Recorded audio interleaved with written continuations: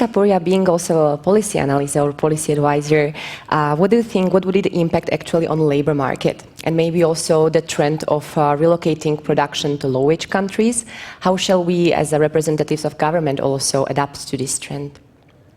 I think, first, the acceptance is that this is a reality which is going to happen. And one of the largest issues would be the skill base. And the human interface is drastically going to change. And for that, what would be required is that today the normal or what you think is the workforce would not be the same workforce going forward. So there's a huge amount of effort which needs to happen makers to recognize this and start reskilling. And it's not easy, because it's easier said than done, because you have to have kind of technologies which are going to interplay, and thus to interface in a value-add process is going to be a challenge. Makers need to take cognizance of is the way manufacturing is happening all over the globe as a linear chain anymore. It's now a network. So whatever product just showed the phone, and we all know that how iPhone is assembled, where it is assembled and where the value is kept. The thought process and the engineering is happening in another geography, and thus there's a total integration of this through networks. So the boundaries, the geographical boundaries, and even political boundaries are being crossed back and forth. That is a recognition that each of the policymaker needs to have and facilitate. So let's look at an auto, and I'll give my own example from my own company, because we supply to Daimler through the world certain transmission components. And some of these components move to Germany.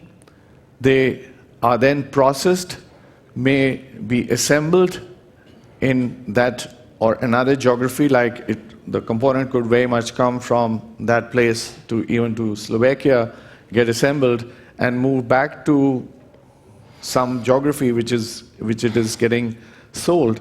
And then finally, there would be a servicing part which would happen.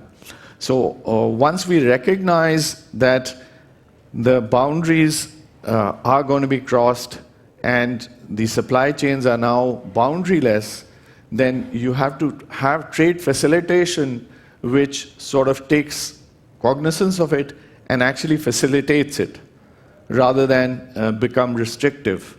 So I'm not talking about the EU as a bloc, but across geographies. That means there are larger mega blocks which are also in play, like TPP and TTIP.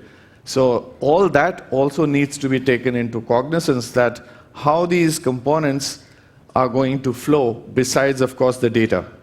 And today governments are talking about how to channelize that, how to regulate it. So regulatory mechanisms will have to be in sync with Industry 4.0. And along with this, will have to be in sync the human element. That means the reskilling. So at one end, the governance of putting in the basic rules of the game and the governance around that, and for the policymakers would also be to how to reskill the human element, because they need to be reskilled. Not that they're going to, it's already, I think, in all economies, whether they're emerging economies or advanced economies, each government is struggling to create jobs. So in that sense, better start sooner than later. Thank you very much. Mr. Dima, maybe from the Brussels point of view, do you think that Brussels is actually ready to not maybe regulate, but to deregulate and to support the Industry 4.0 in this regard? A lot of things were said already. I would like to add two remarks on this question of